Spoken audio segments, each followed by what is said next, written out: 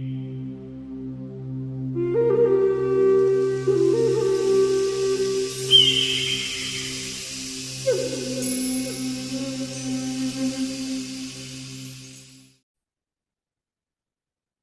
everyone, welcome to my channel. My name is Laura Aural. I'm a psychic medium and a medical intuitive, and I actually do predictions online, usually global predictions, and I have regular Q&As. And somebody has recently suggested, and I thought it was a very good suggestion, one of my viewers have recently suggested that we keep some of the questions that were asked in these Q&As a bit separate. People began asking personal questions mixed in with some geopolitical questions, and so I've decided to split them up. And so this week we are on global predictions and geopolitics, and the next Q&A will be on personal questions, where you can ask personal questions for yourself on many different subjects. So in relation to today's, as I always sort of say each time I do this, I really do see that the energies are shifting quickly, but I'm actually sensing something slowing down. It's really interesting. I'm feeling there's a little bit of grounding happening this week. I don't know how long it will last, but doing this, I feel there is a little bit more of grounding happening. There's things that aren't being reported, but things which are happening, that are taking place, that are significant changes. And so I just thought that I might start with that, mainly because they're not reported on mainstream. And it's to really give people a bit of insight on what's really, there's a battle at the moment, as we're all aware, and it's really in terms of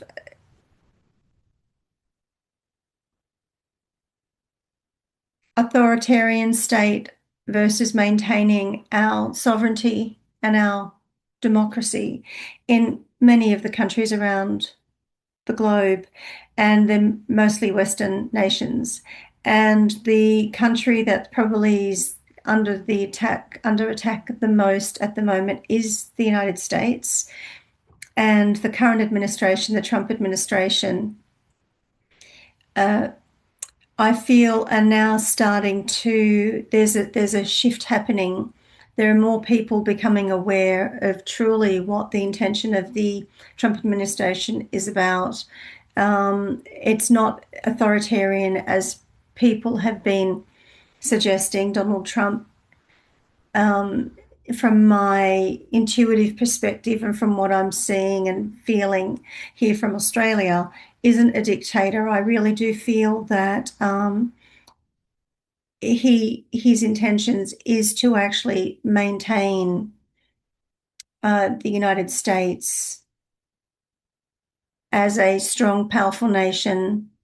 And but there's a lot of battles that are happening within the country, that's happening in many different countries as well, and that is causing instability. And the closer the closer people get to reporting the truth, the more backlash and aggression we're going to find. And this year, I feel, is the year that a lot of things are really just going to, it's not going to be, it's no longer hidden. Everybody knows about it, but there are a lot of people who don't. A lot of people who believe what goes on out there, a lot of people who watch mainstream media, and it's not necessarily that it's, sometimes it is outwardly lying, but sometimes it's just not, it's omitting in telling the whole story. And so, and of course, in saying that, I'm no arbiter of truth, what's false, what's not. All I can really do is share what I'm receiving. And because I'm getting more people asking me the questions, I'm feeling the need to share my my intuitive messages that I'm getting from Spirit regarding these questions. And so I thought I would start with a couple of things that I've sort of learned about that's happening in the US that I feel is going to begin to impact and trickle through to other countries. And I feel it's a positive thing, but it's not being reported. So, or if it is, I'm not seeing it reported here in Australia or other mainstream channels. There's there I actually just brought up a couple of them. I'll just bring them up right now. It's basically media bias, and there's a few things happening in the United States with the FCC, which is the Federal Communications Commission. And their first thing is they've initiated an investigation into ABC's daytime talk show called The View, because there've been complaints that they're quite biased in their reporting and they don't give equal time for political candidates on air, and they're quite anti Republican GOP, and they're very pro-Democrat. And there've been a lot of complaints that have come through, and that they are now being investigated. And whether this is being publicly like mainstream reported on mainstream or not, these things are happening as it was being investigated for CBS and those talk shows with Jimmy Fallon. Oh, is it Jimmy Fallon? I can't remember his name. Jimmy Kimmel, I think it was. And there's also another thing happening where Donald Trump is suing the BBC for $10 billion, and they're filing that lawsuit. The BBC tried to have the case dismissed, but the federal judge denied their request, and it is actually going to proceed, and it seems like it's going to, it's penciled in for February 2027 for that to actually move ahead.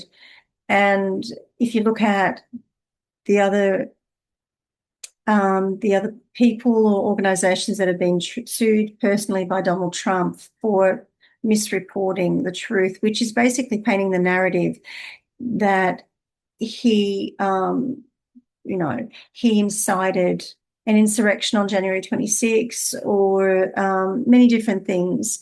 And where he went ahead and sued 60 Minutes and sued George Papadopoulos and so forth. And now he's looking at suing BBC. My feeling on what this is about, I'm not here to say whether I feel Trump is right or wrong. I'm here to tell you my feeling on what I feel is happening. And I feel the biggest thing that's actually had taken traction globally is censorship and mainstream media taking control of the narrative. And so anyone who had a dissenting view, didn't agree, were being censored. In some countries, they started to introduce very strict policies, very strict laws, where some people were getting visits from federal government for posting things that they believed were hate speech. And so I feel that what Trump is doing here by going after them is to try to make them, they've got a lot of money behind them, they've got a lot of power, they work in unison, and in order for unbiased reporting to happen,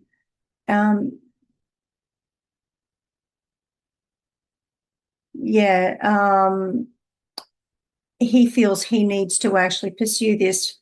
And money talks. If people are actually fined large amounts of money, if it's recognized that people are successfully losing in court, it's starting to, number one, what he's wanting to do is clear his name, because that's, for him, is going to go in the history books.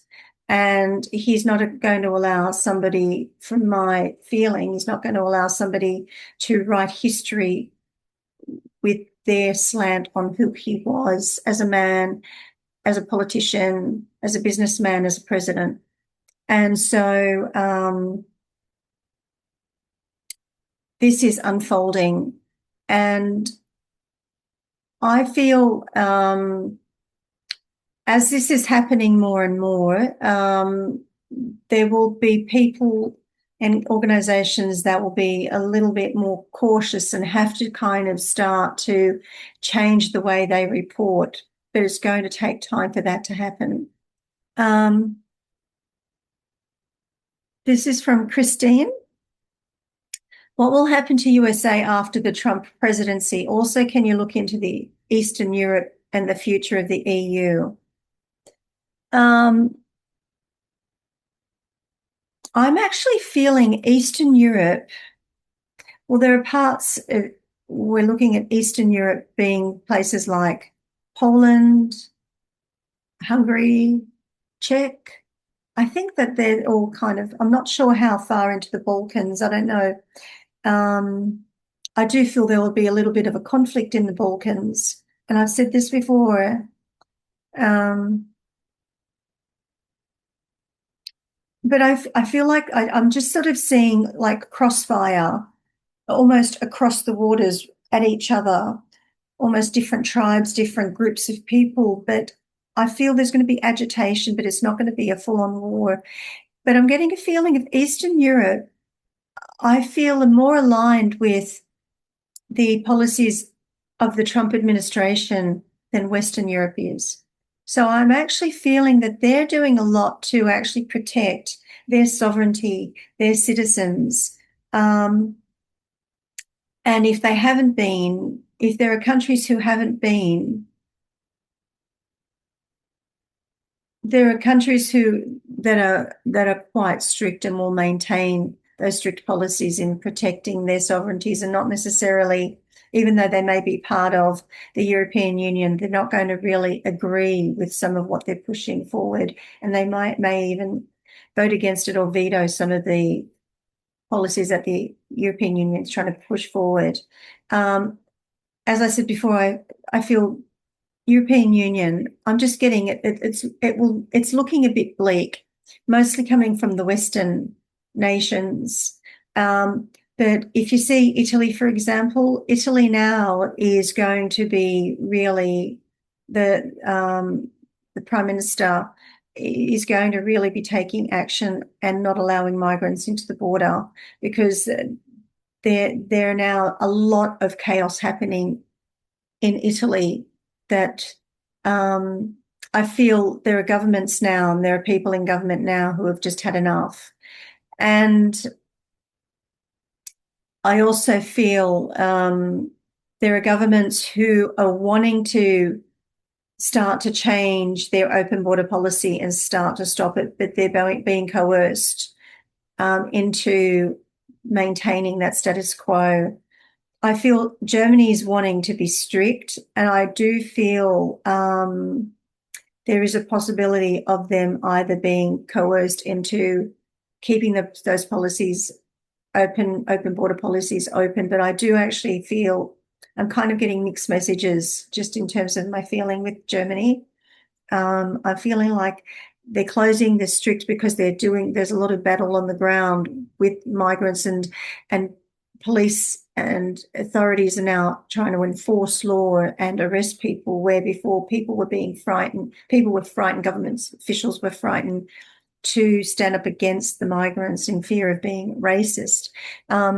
So I feel that is changing, but also too, I'm feeling there are people that are trying to undermine that. I'm getting France is really going to struggle. The UK, even though these things are happening behind the scenes in terms of these little wins, I feel the UK is in trouble. But in terms of government, but the current government, I did predict in one of my UK videos towards the end of last year that I feel there's going to be like a government collapse, like collapse in Parliament, and I do see Starmer is not going to last. there. And I did see scandal, but I didn't see it in relation to what's being exposed now in relation to the official who's been linked.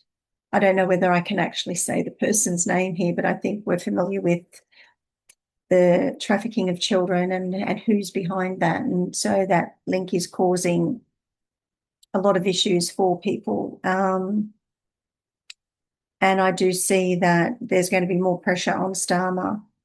And I do feel that more things are going to come out about the Prime Minister, Starmer. That's going to be, he's going to be almost shamed out of existence, if that makes sense, into obscurity almost, is what I'm sort of sensing for him. I don't know whether he belongs to the Tory government. Let me just quickly see, but I'm getting something about the Tory government.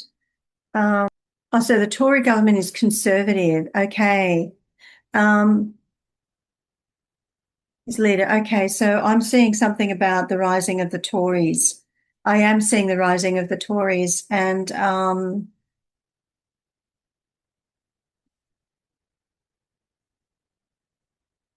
seeing a possible win at the next election for the UK, that a Tory may take over. But I've said it before, I'm seeing London is and the reason why I said it before is because if somebody's watched my video, they're going to think that I'm repeating myself, but I'm just linking it back to some things. A lot of the things that I kind of predict, I don't always remember, but there are things when I'm speaking like this, they come back into my consciousness because they serve a purpose. And that's how I'm kind of linking it. So I almost see London, there's almost going to be on fire. I really do see London is going to almost collapse.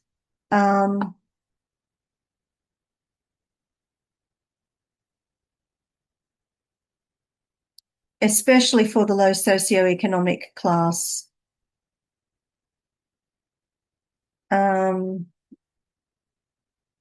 the people in the upper class will begin to suffer as well, to be honest. I feel the crime is kind of going to go through the roof. Now, in France, I'm getting something about Ireland now. I'm just going to go to wherever this takes me. And if you're not wanting to listen to all of this, just I'll put maybe a little mark of where the questions start, so you can just move straight to the questions. Northern Ireland. I'm getting a collapse of Northern Ireland. What was Northern Ireland again? So Northern Ireland. I see that there's going to be like a partial collapse in government there as well. So it could all kind of be in alignment with what's happening with the current government, people in government now. I do see that Northern Ireland is going to be some kind of, I don't know if the word is anarchy. I'm getting anarchy. I don't know why I'm being told anarchy. It could be that they're going to stand up and oppose the current government in power, but I'm getting anarchy rising there in Northern Ireland. Also, okay, I've got Scotland. It's not, I don't hear much about Scotland, to be honest, but I'm actually getting a feeling. I just kind of got Scotland is finished. So I don't know what that means. Scotland is finished, whether they're finished and they're fed up, or they're finished and they're collapsing. They're fed up. I think they're fed up. They've had enough. I feel like they've been the experimental bunnies in what's with some of these policies. I feel a lot's been dumped on Scotland, and they're fed up with what's happening. Yeah. if I move across to France, I think that Marie Le Pen, I did predict that she was going to win. And there now, some judges ruled that she can not, she's not eligible to run in the next election. I feel there's going to be some serious backlash. I feel that they're actually panicking and they're going to do whatever they can in their bag of tricks, dirty or not, to actually prevent this from happening. But I really see, I'm getting she will win. She will win. And I'm getting Macron is gone. Macron is gone. He's going to go and he's going to have legal issues. Macron's going to have some legal issues. Um, he's going to have some serious legal issues, and I'm actually seeing a divorce with him and his wife. I feel his wife's had enough of him, and there's going to be a divorce there, and she's sick and tired of the rumors, is what I'm kind of being shown. Okay, if I'm moving across, I really hope I'm recording this. Okay, if I move across to the Netherlands, I think there was a question here. So I don't know whether I answered that question because I'm just sort of allowing it to take me. I'm not being as structured as I normally am. So I'm just going to go back. What will happen to the USA? Okay, because there was a question regarding Netherlands. That's the next question. I'll finish this question off because I'm a little bit taking it wherever it's taking me. Okay, so what will happen to the USA? I've already talked about Eastern Europe and the future of the EU. Spain, I'm seeing Spain. Spain, it seems like Spain's made a decision, but there's going to be some type of rising. I don't know of a new party. And I think I may have predicted this before because I recall seeing the image. I just see a youthful man with dark hair and I see a band around his wrist. I don't know what it means. And I'm getting the word panther. I don't know what that's relating to, but I feel like there's some kind of new party or something that's going to be kind of rising through that's going to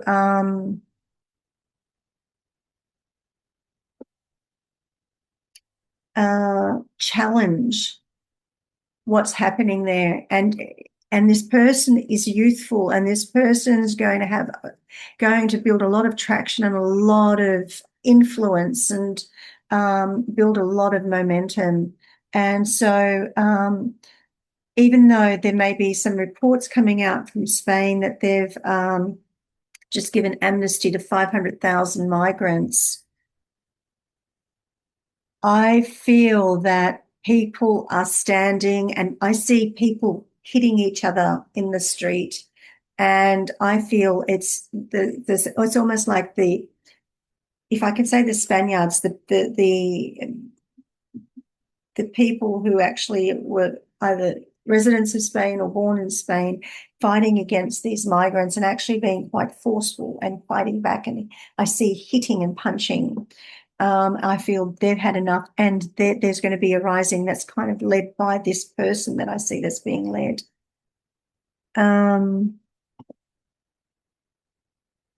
So yeah, the Netherlands is part of the European Union as well. Um,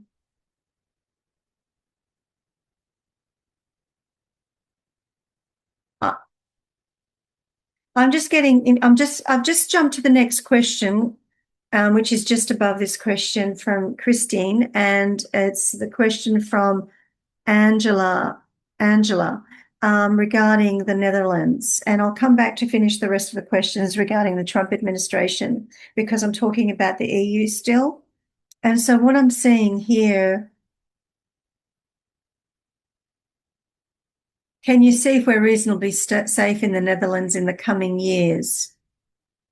In light of violence in many countries around the globe, from war to protests and violent crimes, I feel the current government will no longer help here. I will be no help here. Um,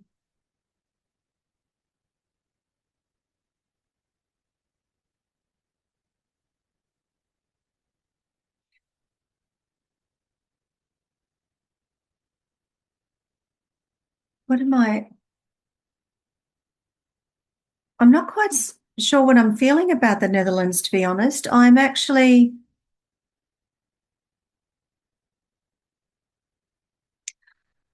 I feel people are rising, but they're not being heard. I keep on getting tractors and I keep on seeing tractors and farmers, and I feel like they're not being heard. No matter how many voices rise, how loud they get, they're not being heard. I feel there are restrictive, I'm being shown that they're restrictive policies, but it's almost like it's unseen. People are not realizing it because it's not as in your face as some of these other countries. Um, I feel that there are pockets. I don't feel it's capturing around. I just feel there are pockets. It's happening in pockets. Um, I don't know if Holland is bad, but I just got Holland is bad. If there were protests, I would see that happening in Holland. Um, I do see it's more subdued. It hasn't gotten out of hand.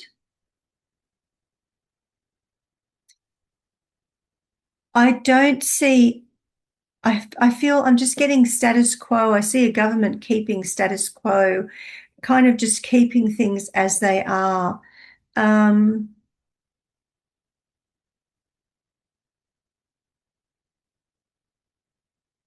I'm not sure when your next elections are. Let me just get a feel because I'm getting nothing before 2030 in terms of major changes.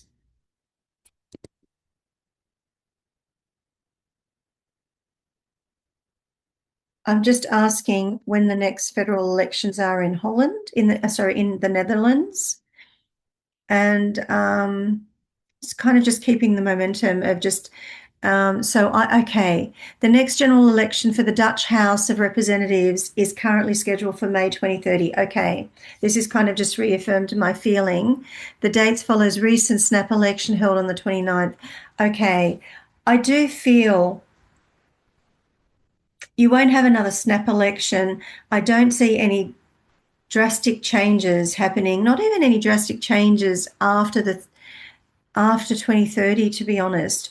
I just feel it's very subdued. I just feel it's almost like a polite society. And there's a small group, there are people that are starting to, but it's not reached that point where there's too much restlessness and too much discomfort or too much fear and fighting back. I don't feel it's actually reached that point. I can't sense that. It may change, but this is what I'm feeling today. So maybe we can just see how we go with that. But that's something that's not really being shown or highlighted to me any further than that. Um, I hope that's answered your question in relation. Um, I do see that there will be some crime, not as violent, not as loud, not as crazy as some other places. I do actually feel that it'll be a little more subdued. I agree. I don't feel your current government will do much. I'm kind of getting you do need to fend for yourself a little bit more, but you also need to be careful of maintaining law and order and doing things the right way, not, you know, um, yeah. Because there are a protected class there as well. If I go back to the previous in terms of what will happen to USA after the Trump's presidency, I recall when I did the USA slide prediction, I actually now I know that their midterms are happening this year. That's why I see a lot happening. A lot. There will be uprising, and there'll be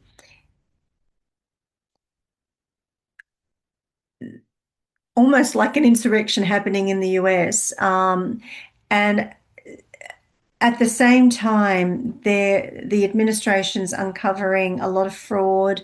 They're uncovering a lot of fraud in many areas, fraud in relation to government funding, fraud in relation to um, voting, fraud into the way things are being reported. So they're just chipping away. The current administration is just chipping away at doing that, and they're having to put out a lot of spot fires and also deal with the change of public opinion. And then they've also got to deal with people within their party are not maintaining party lines in order to enforce changing some of these regulations in order to move things ahead. There's always a spanner being thrown into the works. There's always some kind of undermining happening. So there's a lot to cope with. But at the end of all of that, I do see the Trump administration will win the next election in 2028.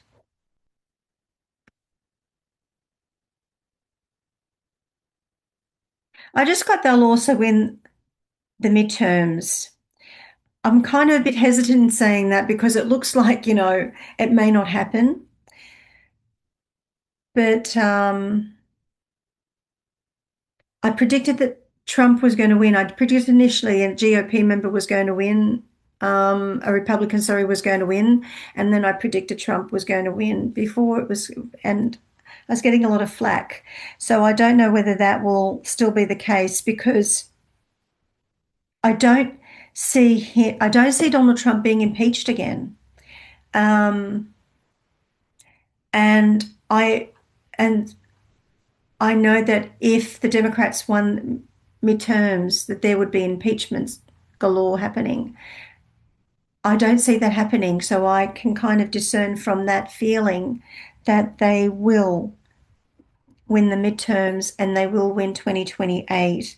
I actually recall predicting in my earlier slide, I believe it's toward the end of last year sometime, that I can see the Republican Party actually morph into another type of party, and that ruling party could rule for the next 10 years. I do actually see that, and there still will be hostilities, but they will continue to tackle law and order and put things into place. So if they win the midterms, it would be, I just got by a landslide now. I was about to say that they're going to scrape through and just have a minimal, but I just got by a landslide. So I'm kind of contradicting what I was about to say versus what I was just told.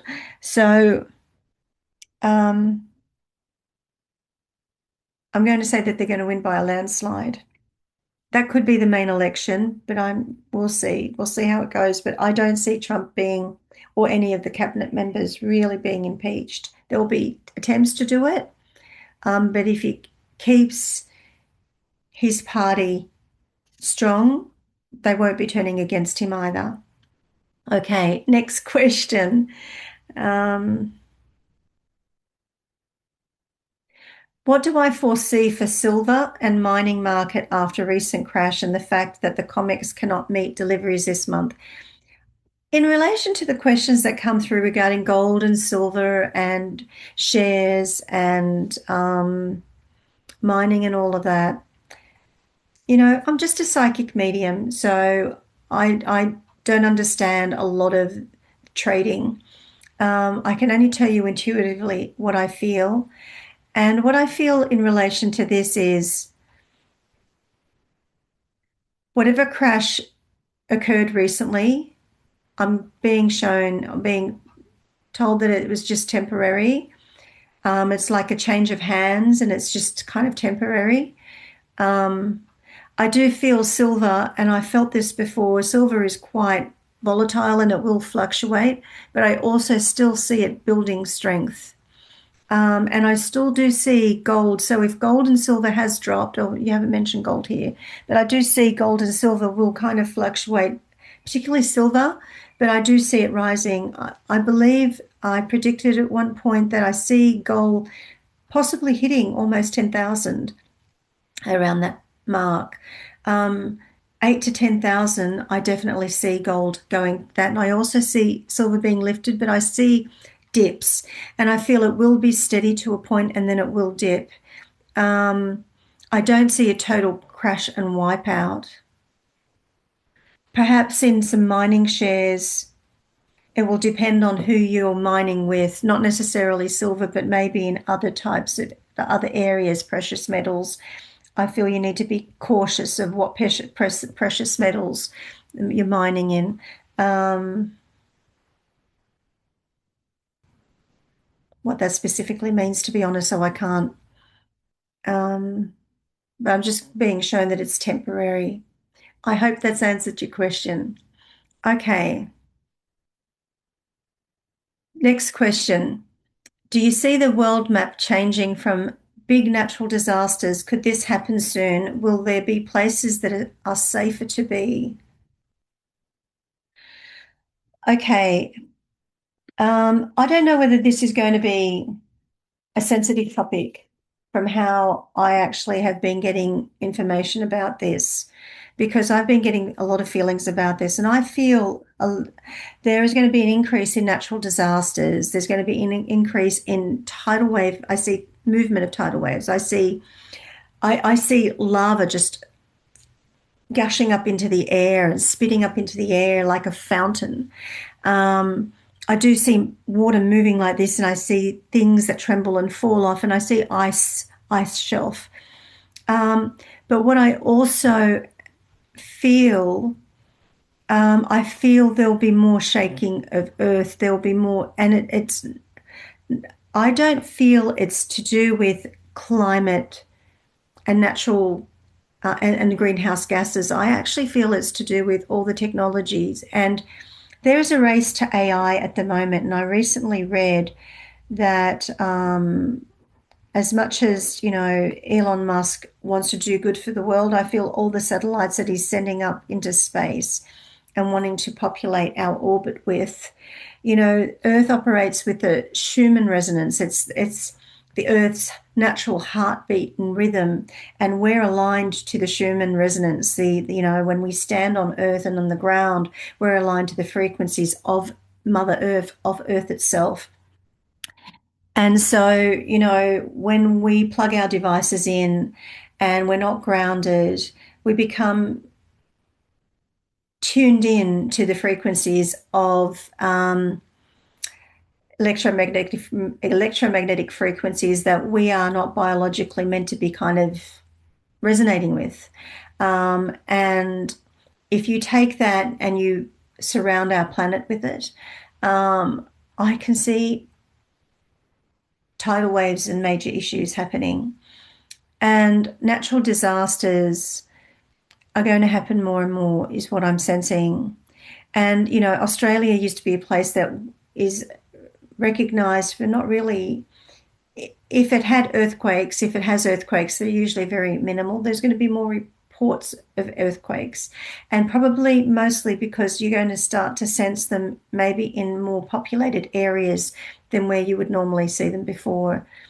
Um, I'm not getting anything massive in Australia. I'm getting some shifts, like plate shifts around the desert, like central Australia. Um, I'm getting something about the Mariana Trench, to be honest. Something about the Mariana Trench. I feel like there's going to be like new depths and movement. Mariana Trench, if we reversed and put the Mariana Trench above sea level, it would actually be taller than Mount Everest. And I believe Mount Everest is maybe 29 to 30, 31, 32,000 feet above sea level. That's how deep Mariana Trench runs in the sea. I think it's runs near Philippines somewhere. I feel there's going to be some earth movements and there's going to be either some discoveries that it actually goes deeper than what they thought, or if it's already out there, I'm just tuning into it and it's coming to me for some reason. Um, and I don't know, I'm just seeing, I'm seeing new formations of things happening. I'm seeing things coming out of the water. And I'm seeing heat coming out of the water. I'm seeing a lot of movement on water. I'm seeing I'm seeing conflict on water. I'm seeing movement in water in terms of natural disaster. So, and I'm getting Asia in terms of the world map. I'm getting Asia and the place around Asia, from Asia moving across. Let's get the world map up so I can actually speak to it and tell you from what I see. World map. Okay, let me bring that up. And I need to make it big because these glasses aren't as effective as I'd like them to be. I use reading glasses for computer, but so I still enlarge things anyway. So we've got Asia. Asia is over here. So the other side of Asia, where's Philippines? Okay. Philippines, Micronesia. Okay. And that runs to the US around the globe. So that's the Pacific Ocean, North Atlantic. So I'm looking at the Pacific Ocean.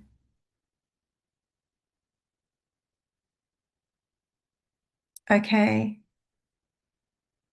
Yeah, so that makes sense what I'm seeing because I've seen earthquakes happening around, and I know Japan is an earthquake prone country. I'm seeing volcano around that region. I'm seeing it close to the Philippines. I don't know if it's, I don't know, does Taiwan have a volcano? Just curious because I'm getting it around Taiwan, or if it's symbolic, it could be war breaking out in Taiwan. Does Taiwan have volcanoes? Yes, it does, including an active and a dormant one. No, located in the northern region. That's where I was seeing something up in the northern region. Where was it? I've lost it. Okay. Okay, I'm seeing something happening up in the northern region, and that's closer to China. So unless there's something happening there that's going to cause fire, I'm actually seeing some type of eruption happening that's going to be reported. Has it recently happened? What? Oh, it's the 11th eruption in the last 3 years. Okay. Well, I'm getting that there's going to be another eruption then. 2026, there's not been one. But I'm seeing in the northern region I'm seeing fire, so it's either going to be an eruption. I'm seeing I'm seeing rising, so I see it's more of an eruption rather than like conflict. Um, okay. And so in terms of the world map, if I brought that back up, where do I see the world map changing? Okay, let's see where Netherlands is. I'm seeing something happening with Netherlands. Where's Europe?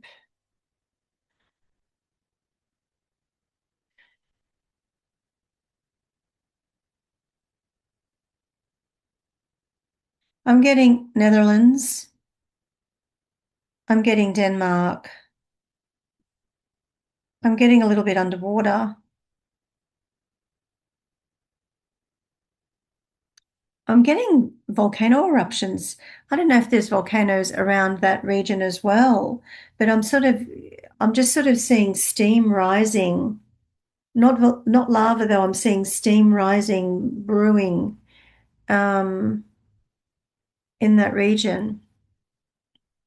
The world map changing in terms of geographical locations. I don't see anything being wiped off the map at this stage. I do see receding shorelines. I do see rising waters. Um, but if we're looking into how far were you asking there? big natural disasters.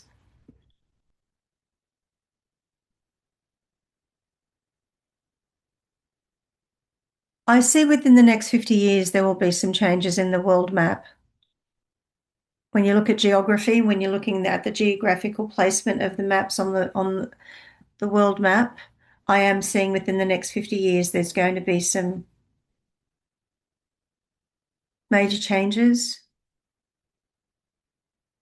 I feel like some of these islands may just, I do see some of these smaller islands may have rising water an issue. We may lose some of these smaller, the lower lying ones or the smaller island groups. I'm just getting Madagascar, even Madagascar could go underwater, but I'm getting not before 20 years.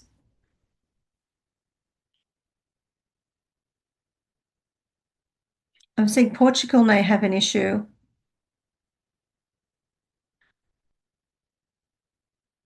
Only on the coastline, though. Getting something about Macedonia. I don't know if Macedonia is low-lying. I just got Macedonia. There's going to be a massive earthquake that's going to hit Macedonia.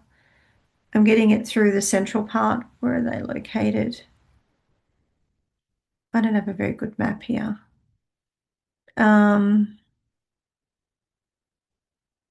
If only I could actually share my screen with you just so you can see what I'm seeing, and then that you can kind of move along with me and I could point things out. Maybe that's what I'll do. Maybe next time I do a reading in terms of natural disasters, I might actually do it that way, bring up a world map and tell you what I'm reading. Maybe what I'll do is I'll answer the Q&As and I might come back and do this separately. So if I leave it, I've left it. If I've not, I might come back and redo this section of the video. Let me move on so I don't bore the rest of you. Okay, you would like to know this too. What do you like to know as well? I'm going to highlight this because I'd like to continue on with that question in terms of, this is from Saving the Hills. I had a Specsavers moment there for a minute. I thought it said Saving the Chills. So Saving the Hills, I'm going to come back to that question. Right.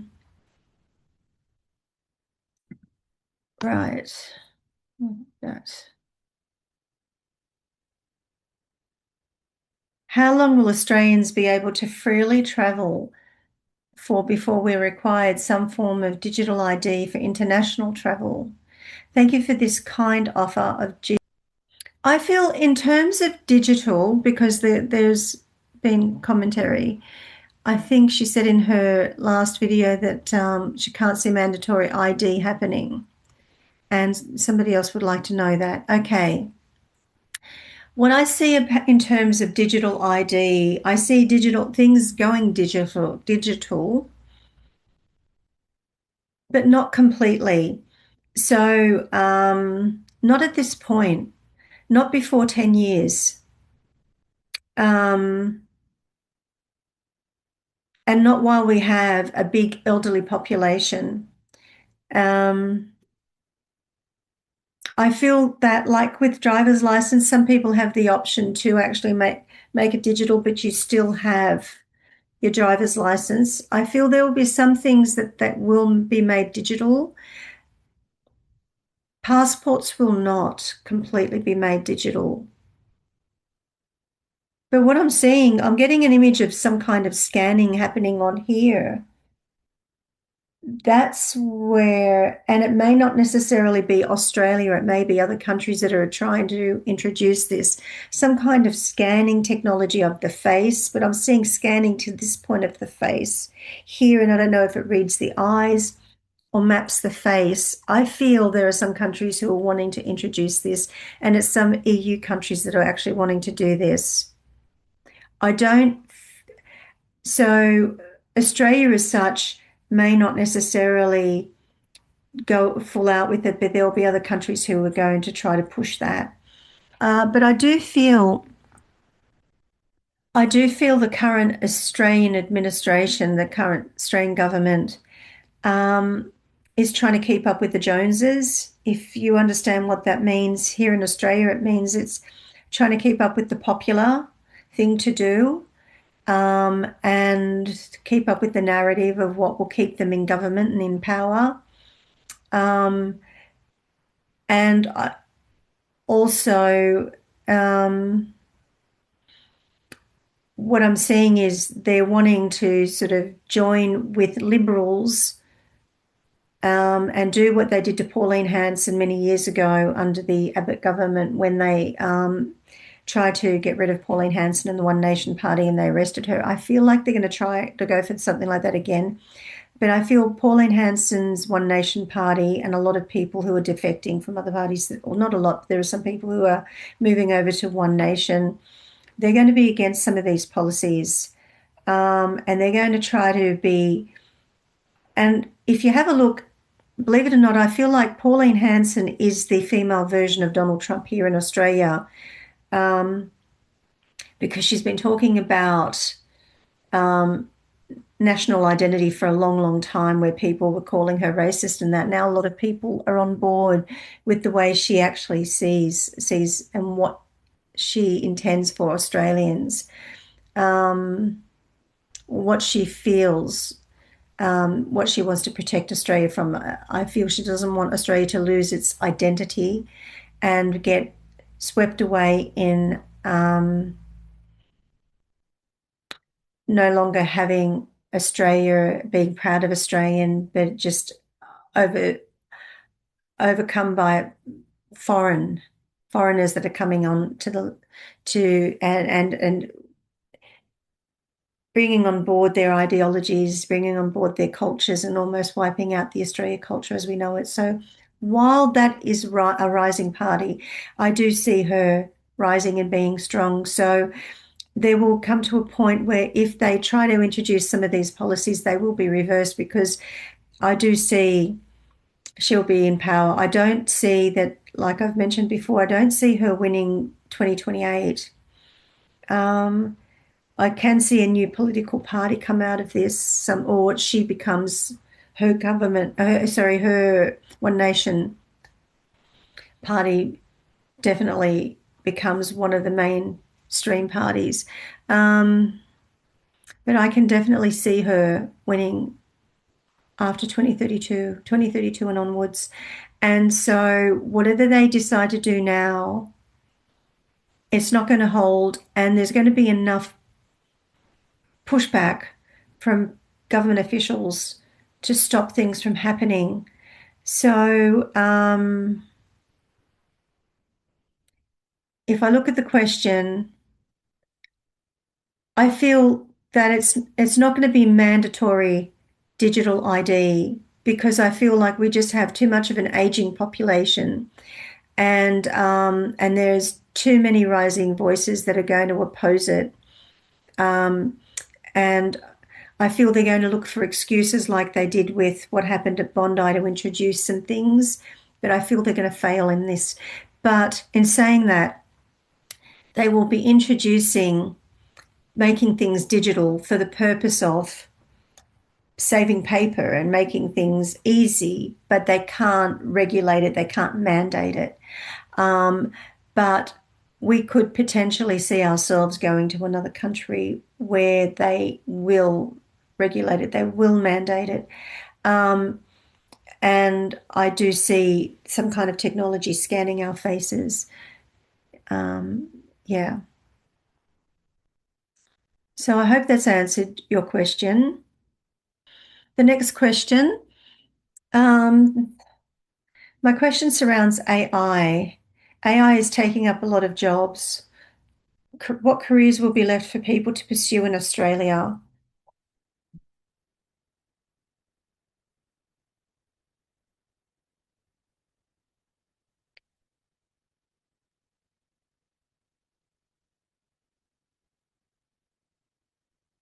Getting something about, firstly, I'm getting something, investing in AI is going to be good. So, from a positive, investing in AI is going to be financially good.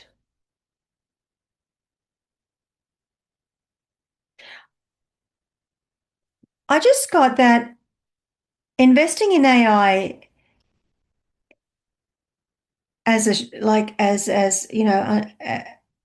on the money market or whatever, however you do it, is going to be good. But I don't feel Australia has the infrastructure to be able to do what they would really like to do. I feel it's going to be done in pockets. Um,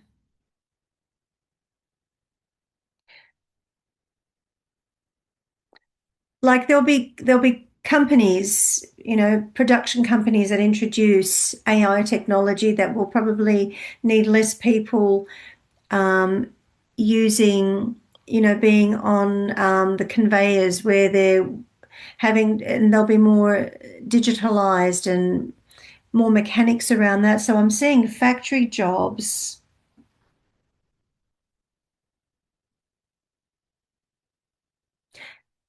I don't feel it's going to be less. Maybe here in Australia,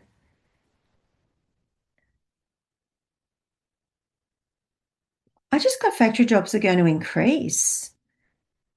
But how? How are factory jobs going to increase? Maybe it's not here in Australia. I just got manufacturing is going to start booming here as well. I don't know why, because a lot of what the Labor government's wanting to do is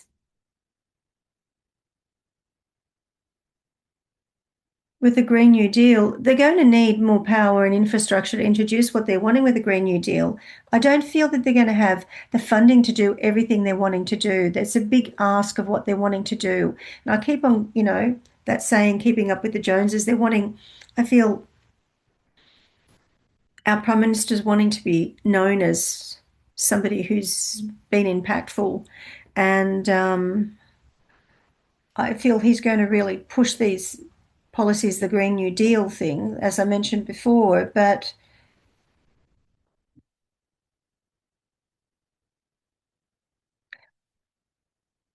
okay, perhaps working with hands in factories are going to be less and less because they'll be automated, but there will still going to be a need for more people overseeing it. And there's going to be a need for more laborers because they're not going to have the capacity to even building a house. They're not going to have the capacity to have all these robots come out and place bricks upon bricks. So I feel construction is going to be okay. I feel plumbing where things are intricate. I know that things can be, I feel it's affected in some some parts of a factory, but I feel different levels. There may be an increase in manufacturing, jobs in manufacturing, but in a different level of manufacturing, not necessarily in the ground level. And I do see trades are going to be taking off.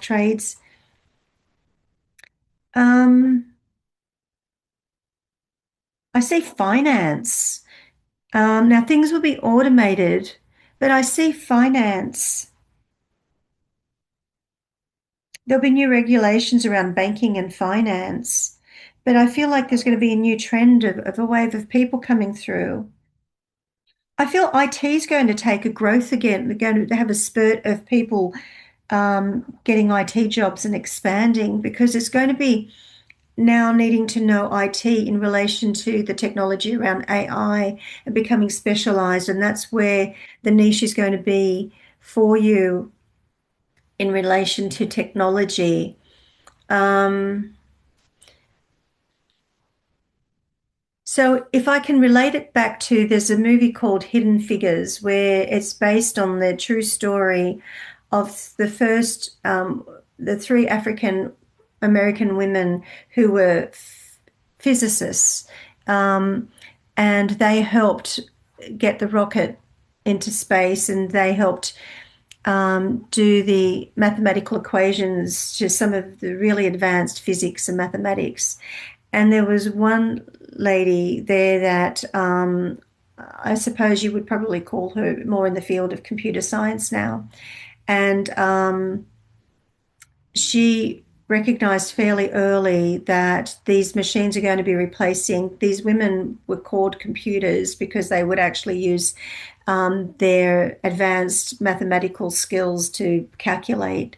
Um, and they saw that machines were going to be replacing them. But what she saw and she got wind of early was they would need somebody to program those machines, to teach how to use the machines. That's where I feel um, understanding AI in terms of IT. So I feel IT will be expanding in those areas, IT in expanding in AI simulations, AI teaching AI, and so forth. Um, Teaching in universities. So learning and sharing that knowledge and working with that knowledge to help organizations build. I actually see manufacturing improving. They may want to increase more automated, digitally automated production, but there's going to be people who are going to have to run them. They're going to be more specialized, and they may require more training in those fields in order to go into those industries. So, my feeling is whatever's going to be lost is going to be taken up in a new way. Um, I feel hospitality can still work. I just got hospitality can boom as well. But I just was shown an image that I could almost see a robot coming out and serving. But I see hospitality doing it in a different way. It was going to be more exclusive. But we're not at that point where people in cafes are going to have robots serving your coffee. So I don't see that happening. And I don't see that happening anytime soon. So if there's a fear of us losing a lot of jobs, I actually see a lot of opportunities coming in relation to AI, a lot of good opportunities. I do feel the Labor government is quite ambitious in relation to that. They just don't have the infrastructure in what they're going to need, and they're going to need a very good, efficient electrical grid that's going to cost a lot of money that they're going to have to be redeveloping, redoing. And so I don't see that happening anytime soon, but I see it being implemented. But I think what they've done is they've convinced us with COVID that it's better to stay at home and to work at home. Where actually going to work and having a growing workforce is going to be very good for the middle class to build that strengthen that in the economy. And I feel that's what Pauline Hanson wants to bring back and not rely too much on welfare. So if they're bringing in more immigrants that are relying on welfare, it's introducing the idea that it's okay to work at home, okay not to work, okay to rely on government, but eventually you need the middle class and you need the wealthy class to actually make the economy work. And so that's where you're going to get a government collapse. I don't see that happening here in Australia, to be honest. I can see a lot of people are fighting this spiritual war. They're standing up, fighting for things that they truly don't understand. But it's going to take a few Bondi incidences for them to realize that they actually have been on the wrong side of history, to be honest, um, in relation to how who we are as a country. We are Australian regardless of where we come from. So I'm European myself, and have a lot of respect for migrants who have come here, hardworking migrants, and have a lot of respect for people who are needing government assistance as well. Um, but you don't want a mentality of people coming here thinking they can just rort the system, not ever work, because that's what will make the economy collapse. I don't see that happening here. If it is, I'm not getting a sense for it. I feel people are rising against crime, aggression, and suppression. But I still see that Australia is still a strong, relatively strong economy. So I hope that's answered your question. Okay. I recently got into remote viewing. Can you please investigate this and see if there are any signs if it could be useful for the lower classes to have a balance of power with the super rich? Okay. See, with remote viewing, from what I understand about remote viewing, is I basically do remote viewing when I'm actually channeling. So, when we have our five physical senses. We have our sense of seeing, sense of tasting, sense of smelling, touching, hearing, speaking. And if you actually translate that into the psychic world, we are all innately born psychic. We are all psychic. We're all born with the gift of insight. Some of us are more attuned to it than others, and it would be equivalent to, you know, you go to watching children play soccer, and Johnny gets steps out, and he's very natural with chasing the ball, maneuvering the ball with his feet and kicking it. Then you've got Harry who stumbles. No, nothing against Johnny or Harry. I'm just using those names randomly. That stumbles and trips over the ball. But it doesn't mean that Harry can't be as good as Johnny. It means that Harry will need to learn to understand the techniques and will need to learn the skill of the game. And if he has that dexterity, or if he has that coordination, he's going to be able to develop the skills. And if he has the desire, he will develop the skills of doing very well, and he probably could even surpass Johnny, because Johnny just has a natural talent, but he's not doing anything to tune into it and to enhance it and improve it, where Harry is needing to work harder at achieving it, but he may take it to the next level because he's actively working hard on it. The reason why I say that is we are all innately psychic. We are spiritual beings born into this physical existence, and we're having a human experience. And, you know, so we have the ability of what we physically see with our eyes, what we physically hear with our ears, what we physically smell and sense, like feeling. We can see that in our what they call the sixth sense, in our with our psychic abilities. And so remote viewing is more where you're using the visualization of your mind's eye. And they're called their clairsenses, which comes from the French term clear.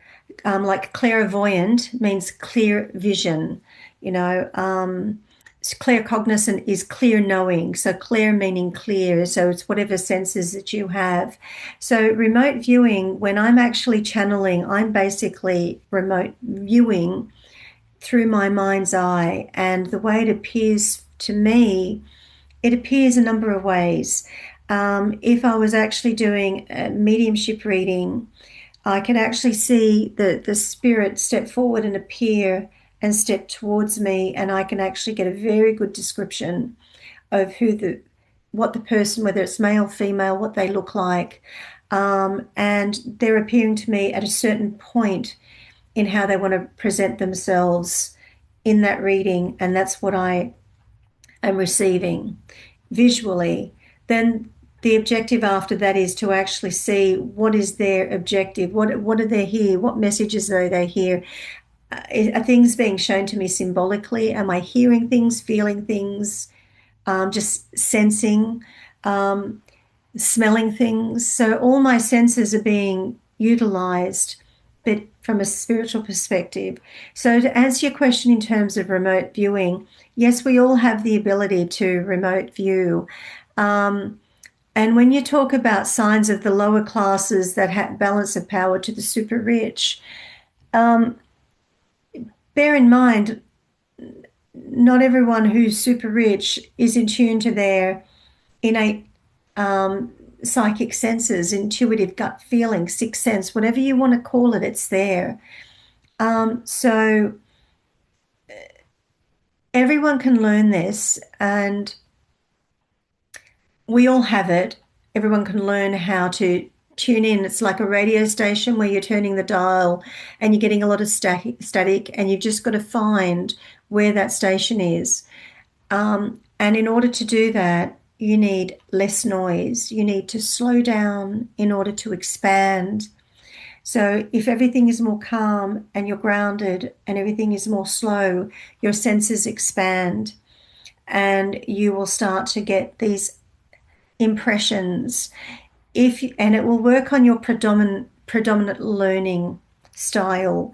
So if you are a visual learner where you're in a classroom and you like to look at graphs on the board and you want to follow, or you want to look at somebody and follow, that's you're a visual learner. You'll find that your strongest sense would be your psychic sense would be clairvoyance, the seeing side of it. If you are a kinesthetic learner where you tend to prefer to do things with your hand, or you just get that gut feeling, so it would just kind of be rather than read the manual, you just kind of get a sense of how to construct something and put it together. You're going to start to receive messages kinesthetically through feeling first, and you may not necessarily visually see it on your mind's eye internally, not outside like this, but inside your mind's eye. But you can form the impressions based on the feelings that you're getting.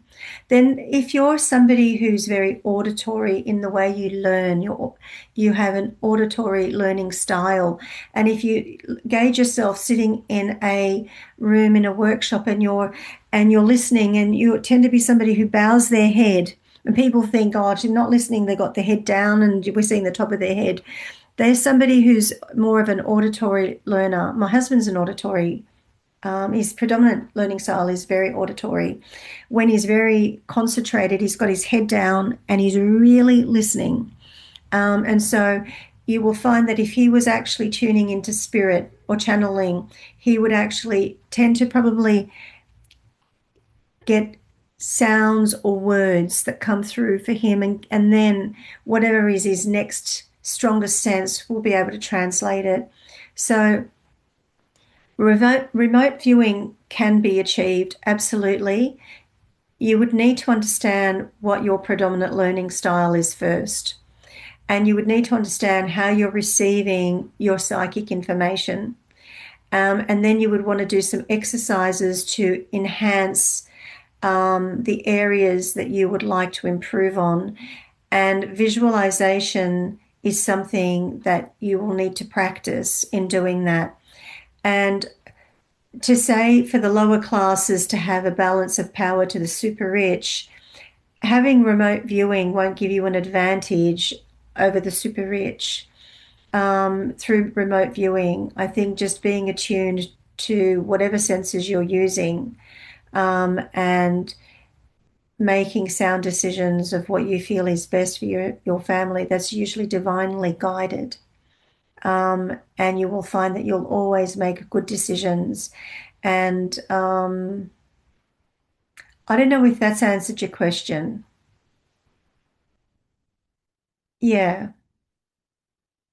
but whether it's remote viewing or just tuning into your other senses, it's very beneficial that we actually stay attuned to who we are, what our instincts are telling us, and follow those feelings in order to help make decisions. And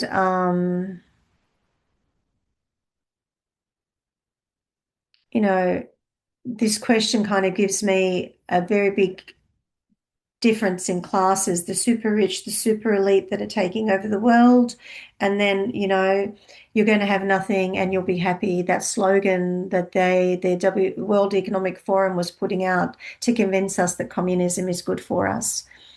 So the balance will be is to actually keep industry working, moving, to keep middle class going. That's where the balance will be, and it will balance out the classes that way. I hope that that's answered your question. Okay, let's move on. Do you see central bank digital currency running parallel with cash for a period of time in places like Australia and the UK? Do you see the majority of people signing up for a central bank digital currency universal income?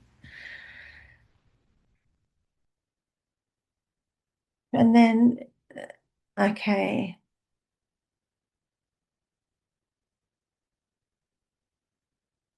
I don't know, did I miss? Okay. So do I see a central bank digital currency running parallel? Yes, I see a type of digital currency forming here,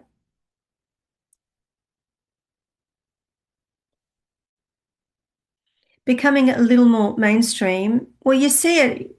Let's use when we take our card and we tap it. So if you want to, we're already doing things parallel. Um, you know, if you want to keep cash moving through society, you have to literally have cash in your wallet and take it out and force the people who are behind the counter to not automatically give you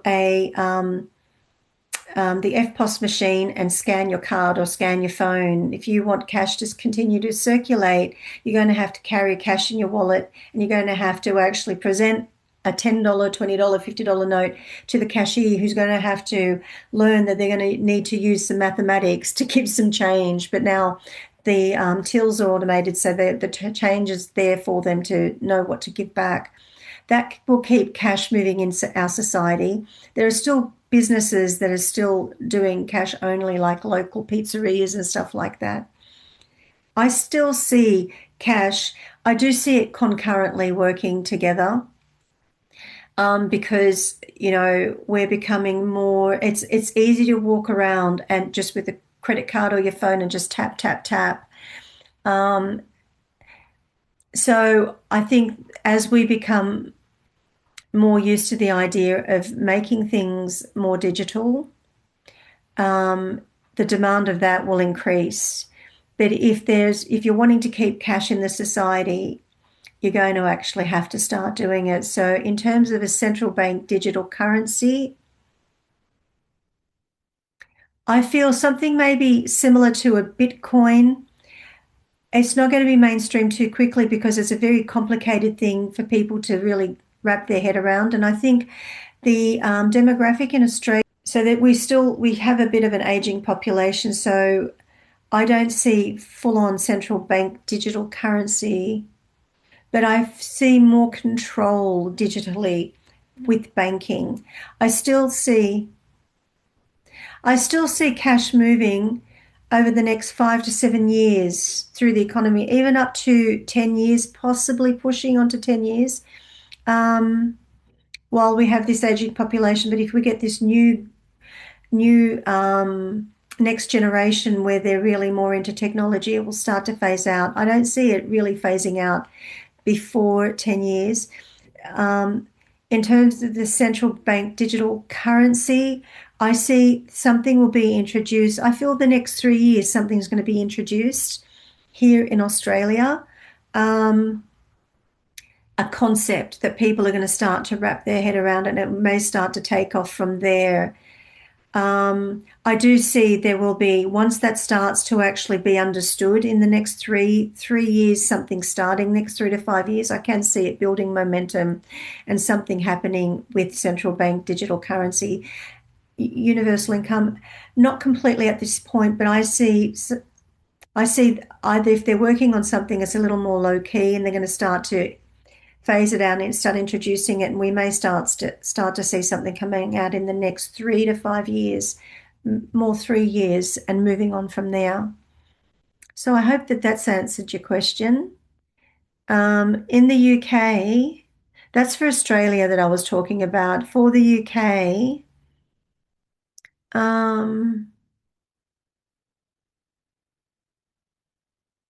I just got UK's a mess at the moment. Um, I feel like they're really trying to introduce. I feel like the parliament's in a mess, the government's in a mess at the moment. They're really getting a lot of backlash, and they're trying to enforce a lot of things. And they may try introducing this into some.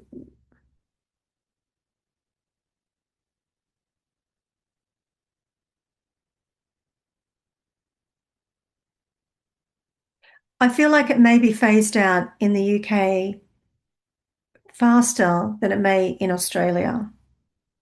Don't know if that's answered your question. Next question. Which country would you say between the UK and Australia in the future of 2033 looks like the best country to live in? Australia. Australia. Now, at the moment, I'm finding that's what's happening here. At the moment, they're making it a little bit difficult, perhaps, and people are taking businesses overseas. So maybe they're trying to wipe out the middle class a little bit. I don't feel that that's going to be sustained. I feel it's going to be reintroduced, and I feel from 2032 and onwards, 2033, you're looking at, I feel Australia will be a better place to live in. I feel the UK is going to go through some turmoil. I don't see Australia collapsing, but I see the UK potentially collapsing. Okay, next question.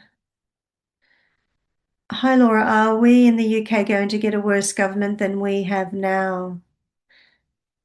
No, I got before that Tories are going to take over. If there's somebody who replaces Keir Starmer, I feel that they're going to be cautious because Keir Starmer has become quite unpopular, and they're going to appear to be more of a centrist type of policies. And I feel like it's an illusion so they can win some of that popularity back. I do see there's a person that's appearing in my vision right now. I see it's a person of color. I don't know whether he's Indian. That he has the potential to be the next prime minister, but I don't know if he's a Tory. I don't feel he's going to be the one. He won't be the one replacing if Keir Starmer resigns, which I feel like I just got his out. Keir Starmer's going to go. They're going to replace him with somebody, but I feel the person who may win the next election, well, somebody who's in the running is somebody who probably has a good shot. But I feel this person, I don't know, they're going to appear to be more like a centrist, but I feel like the words don't really match everything what they're saying. So I'm not sure if that's answering your question. So to answer your question, is it going to get worse government than we have now? Replacing Keir Starmer is not going to make much difference. They're just going to be a nicer version of Keir, appear to be a better version than Keir Starmer. But the next government, when is your next election? I feel like there's going to be getting something about Tories and something about a battle there. I don't know if it's people in the Tories that are fighting amongst themselves for this next spot, but I'm seeing that that's happening. But it won't be worse. It won't be worse.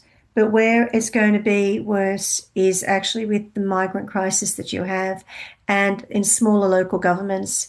Federal government's going to have to come in and start to introduce some policies that kind of almost, if it's possible, to override what's being written in some of these local government. That's where you're going to have most of the issues in smaller regions, in like in the bigger cities where like the mayors and so forth that have actually, that's where most of the problems are. I feel there's going to be a change in government, federal government, um, but there's going to be some reluctancy. So maybe the change will be the Keir Starmer change, and there may be some reluctancy to make changes where some of these policies are being implemented locally that I feel they're, the migrants are really being protected and they're causing a bit of havoc. And I feel that that's going to be going on for quite a while. And I feel that's where the battle's going to be. And you're really going to need a strong government to really come in to actually make, like a federal government, to make that change and to force change. I'm just getting not any time too soon. But I do see, I'm not sure when your next elections are. Let me just quickly have a look when your next elections are.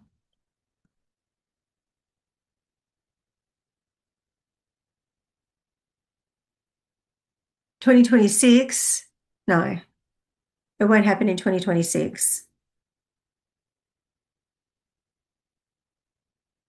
Local elections are scheduled to take place on Thursday, the 7th of May. Oh, hang on, let me say federal elections. Sorry. These are local elections.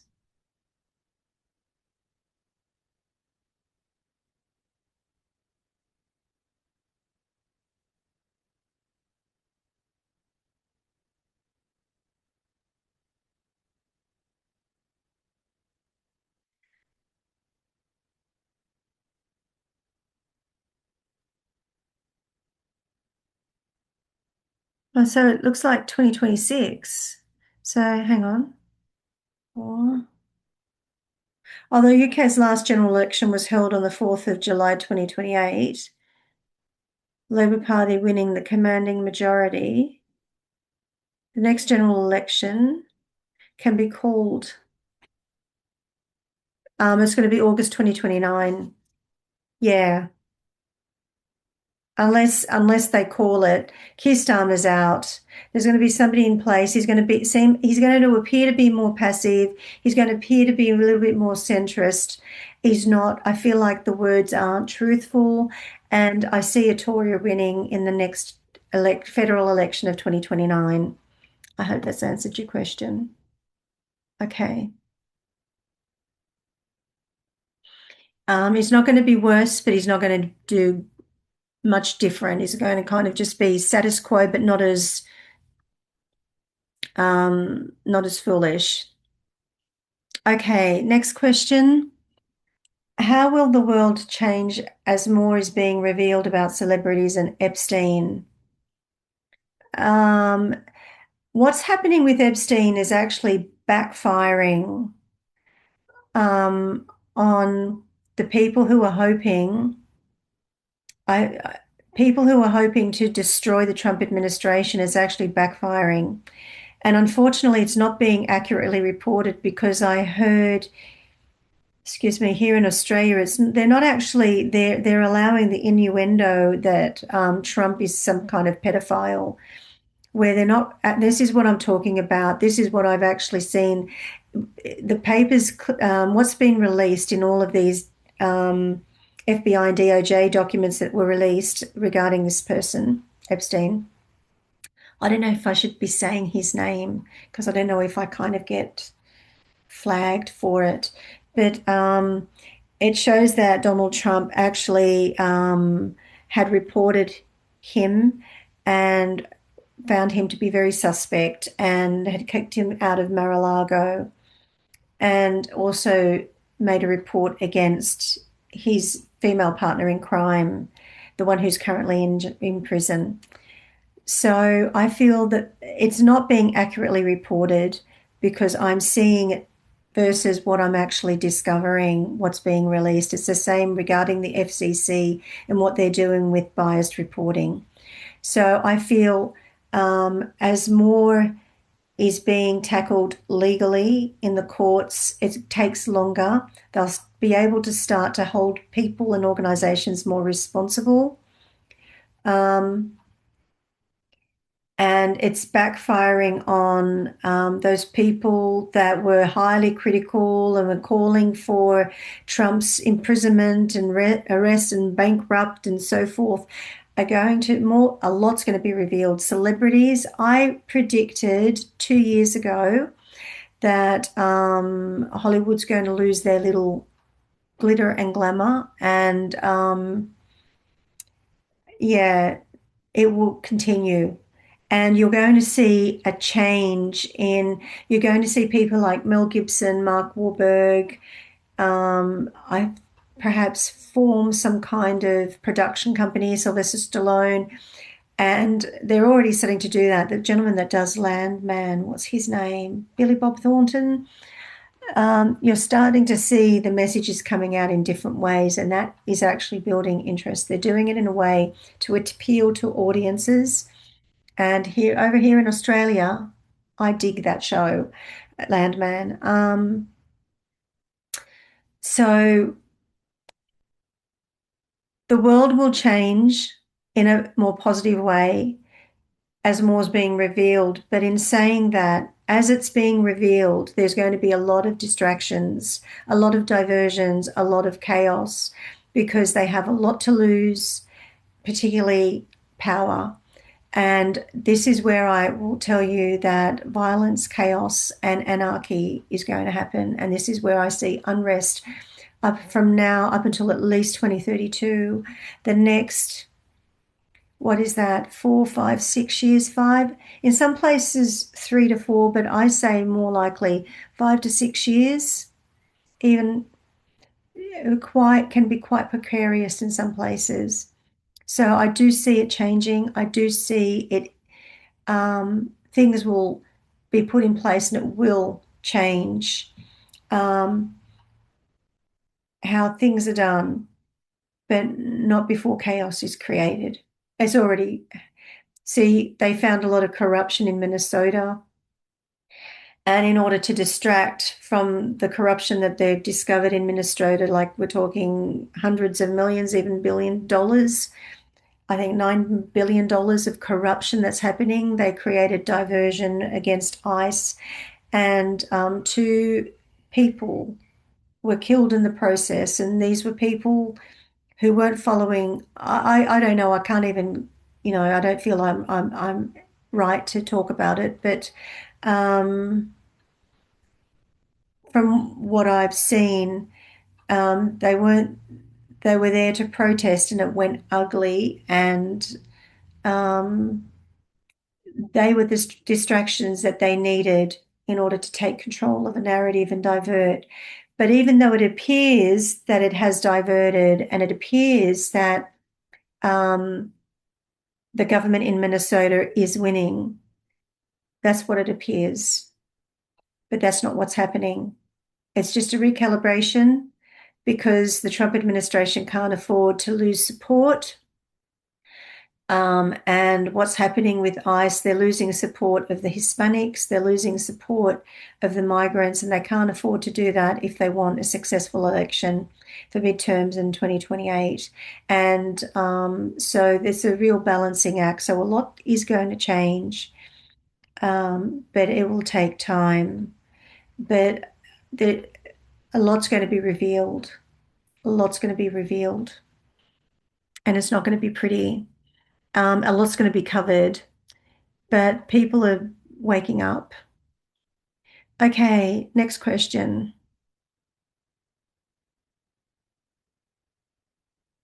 Oh God, this was, sorry, what is this? Okay, here we go. Okay. Oh, that's a selling gold. That's a personal question. Can't ask that one. Okay. Um,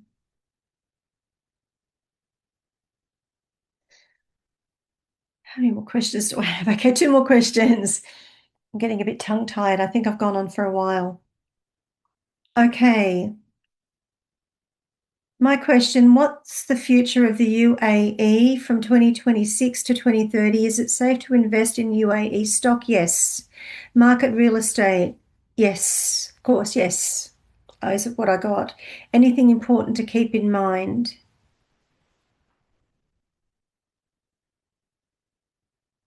I'm just getting that real estate's going to be good, but I feel like there's some strict laws in purchasing in the UAE, purchasing real estate. It's kind of governed by strict laws. Investments won't be a bad thing, but I do feel there's going to be strict laws governing it. I think what you need to keep in mind in relation to the real estate market, stock market, not so much. The real estate market is anything that's tangible that you're going to have, bricks and mortar. I feel you really need to understand the fine print of what you're getting yourself into in investing in that region. And I feel like you're going to need a good amount of money to do that as well. I feel like they're expensive. I don't know, to be honest, but just the feeling that I'm getting is you're going to need some money behind you, and you're going to really actually have to understand the fine print, particularly around reselling and what your rights are around ownership. Stock market, I'm getting that it's a little bit volatile. I feel like it's a good way to make a lot of money, but I feel like it's a little volatile as well. So you need to be, I feel it is safe if you get into the right thing. You just need to do your due diligence and understand. But I feel I'm being told that the UAE is a good place to make money between 2026 and 2030. They're not going to be directly involved with too many conflicts, but they indirectly will. But they are a wealthy region, and there is money to be made there. But you need to understand their laws and terms and conditions of what you're doing, particularly future stocks and future selling, what you're getting yourself into.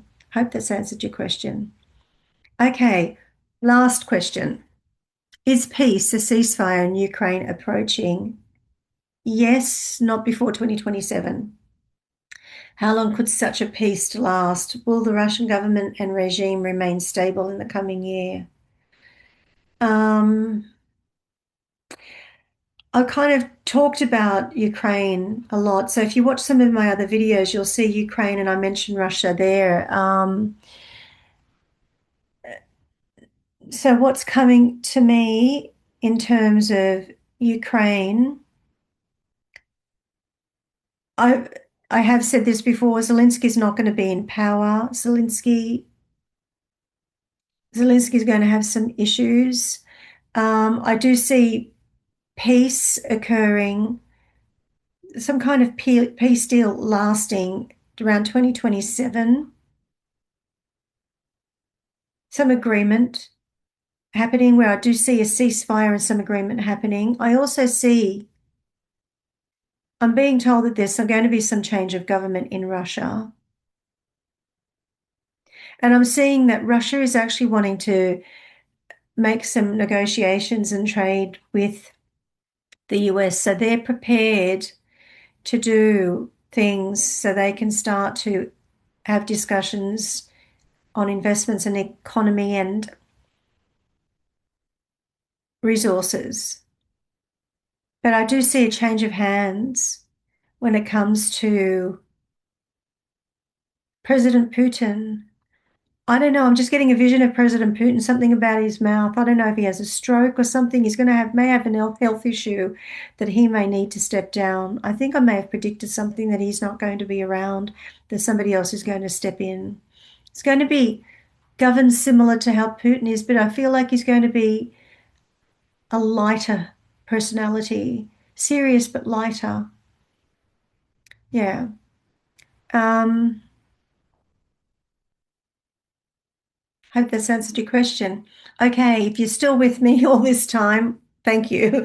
Thank you very much. And good night. God bless. Or good afternoon. It's 3:30 here in the afternoon. And until next time, bye for now.